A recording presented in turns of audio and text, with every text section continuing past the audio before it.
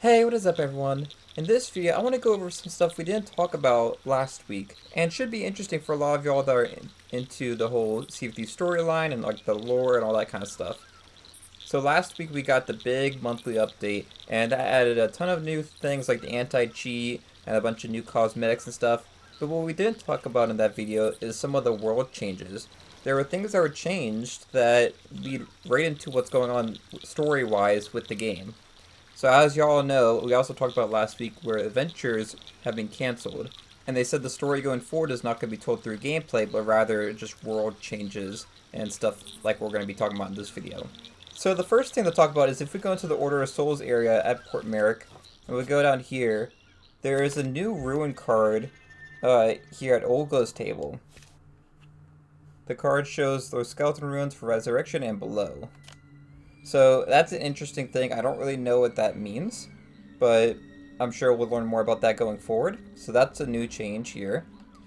Next, we're going to head into the Athena's Fortune hideout to see some interesting stuff happening in there. Alright, now that we're down here in Athena's Fortune, there's a few things that we should talk about that have changed down here.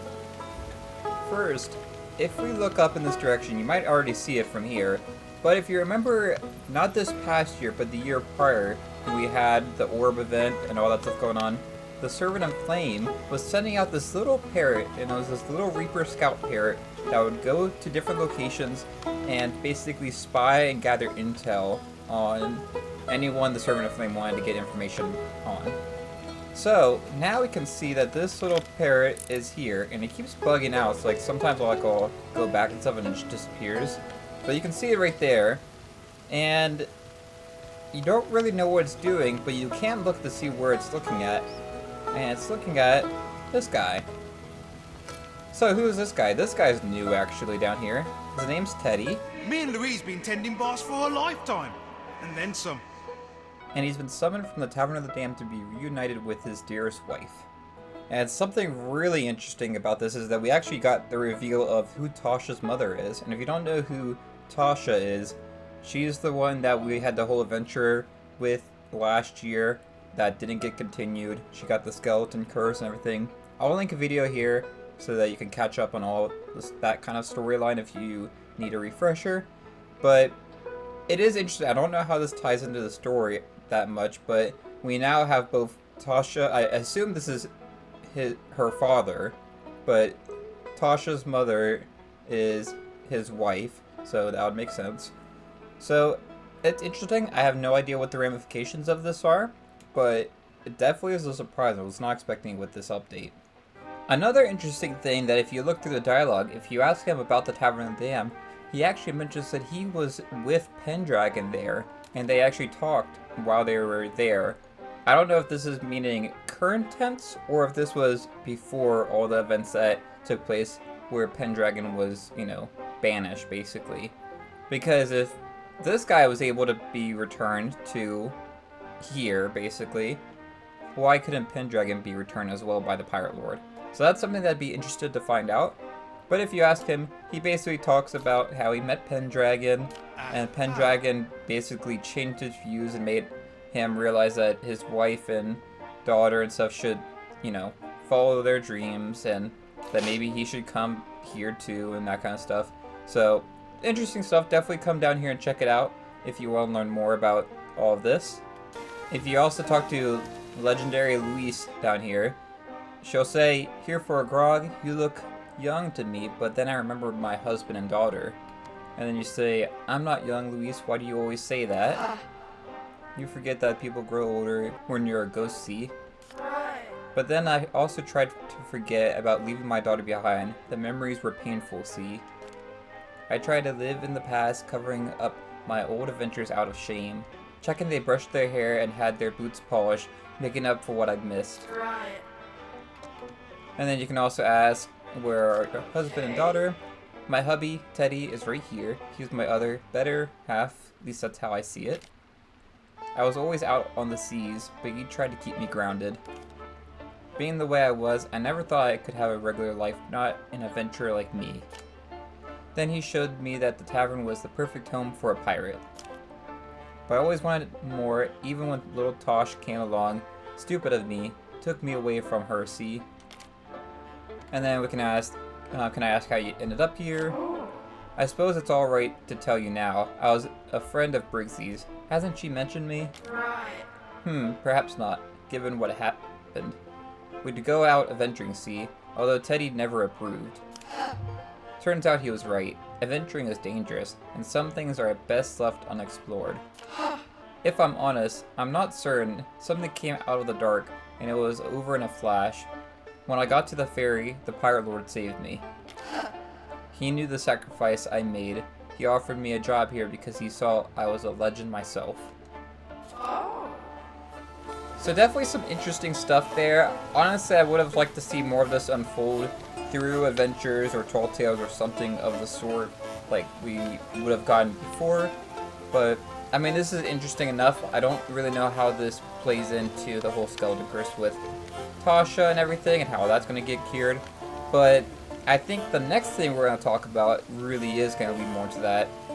And that is, if we go into the Pirate Lord's quarters here, you'll notice there's a new guest in here, and it's Briggsy. Captain Briggsy's here, and also the Sword of Souls, the corrupted version that we saw during the Monkey Island Tall Tales.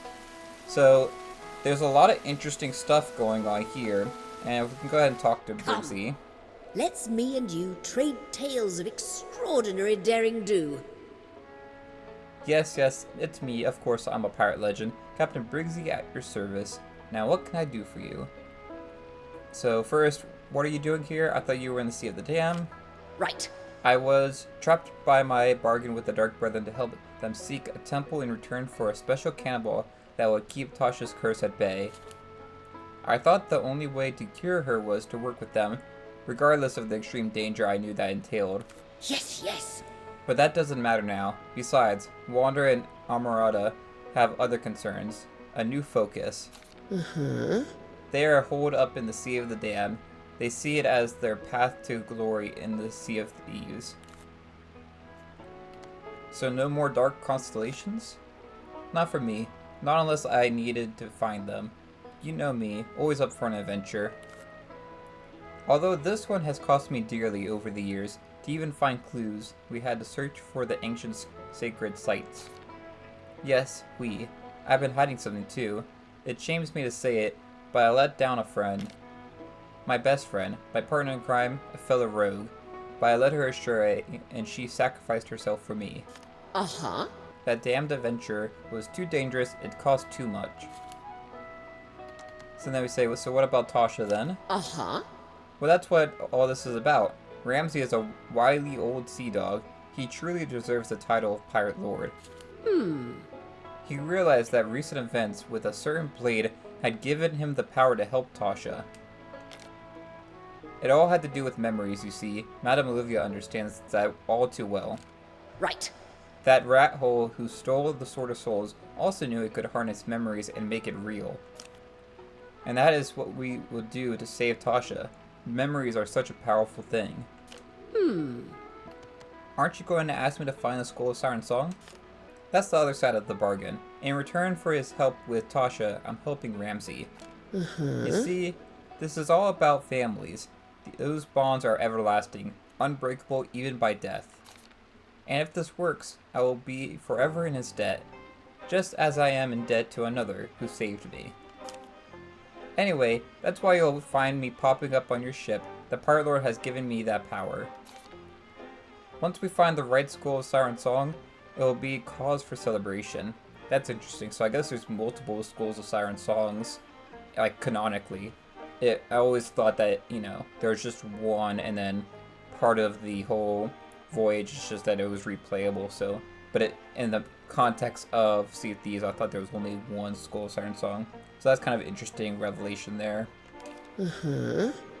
So the Pirate Lord also has some new dialogue here. So what is Captain Briggsy doing here? She has returned to us as she once was, the ultimate rogue and a true pirate legend. You see, I have planned to save one for whom she has sacrificed much, Tasha, who is afflicted by a skeleton curse. I have brought the poor girl's parents together here in the Athenas Fortune to help. In doing so, I have ensured Captain Briggsy no longer has to throw her lot in with the Dark Brethren. and in return, the rogue is doing me a favor, scouring the Sea of Thieves, seeking a very special skull. So what does this all mean? I wouldn't say I'm a storyline expert by any means. However, there is some clear things that make sense through all this. While before, when we got the Skull Siren Song Voyage back in Season 10, we really had no idea how it connected to the storyline at all. This is kind of, I don't know if this would be considered a retcon, but at the very least, it is giving some context to what the voyage actually is for. And if you still don't know who the Skull Siren Song is for, it's for DeMarco. That's my prediction at least, because that's who the Pirate Lord has lost. So basically the bargain is, Captain Briggsy is helping the Pirate Lord get back to Marco, in exchange for the Pirate Lord to help cure Tasha. So, that's pretty interesting. I'm excited for DeMarco to come back, honestly, if that is what ends up happening with this. I'm interested to see what they do with the Sword of Souls here, with all the memories and stuff that they're talking about.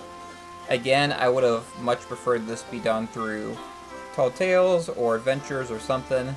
It's a little bit disappointing that so much of this is being unpacked just through, you know, dialogue that's easily missed. But it is interesting to see Briggsy and the Pirate Lord here together, and just seeing how this is unfolding a lot quicker than I was expecting. Now there is one other thing that we have to talk about that has changed with this recent update, but for that we're going to have to head over to Reaper's Hideout. Alright, now that we're here at Reaper's Hideout, we can go ahead inside and you'll notice something hanging from the ceiling here. So, if you don't know, this is actually the figurehead of the Burning Blade, which is Flameheart's ship. This used to be found over at Shipwreck Bay, and if you'd go there, it was like on another shipwreck there, and you could go interact with it and stuff. For some reason, it was moved to Reaper's Hideout, and I have no idea why. It does make the tank look even cooler than before, and it was already a pretty cool location to begin with. But if we go down here, we also have some new dialogue with the orb. So I mentioned the orb earlier. I'll link a video here if you need to catch up on like what the orb is and like what we saw last time it was around. But if we go ahead and listen to it, the orb has seen a partnership rekindled and a weapon more than it seems. Their destinies linked. Phantom's parents, separated for a lifetime, are rejoined in the Athena's tavern. The masked rogue and the so-called Pirate Lord conspire to do their sickly good deeds.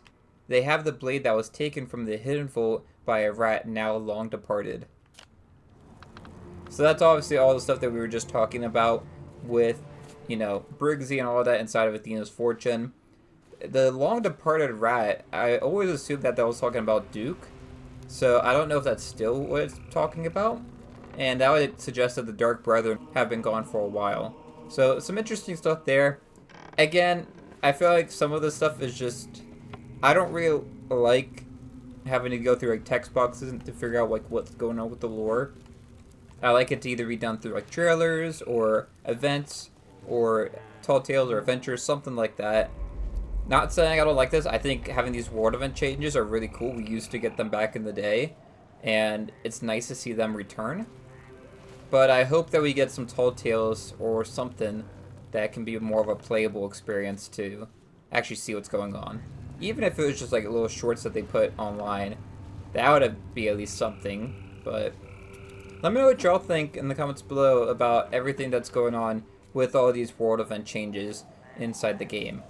Are you excited for what's going on with, you know, Briggsy and Tasha and just the stuff with Flameheart? I think out of all of it, the stuff with Flameheart, this figurehead being moved here and stuff, that's probably the thing I'm most interested in. But anyways, if you enjoyed this video, it'd be great if you like and subscribe. Until next time, thanks for watching, and I'll see y'all later. Bye, y'all.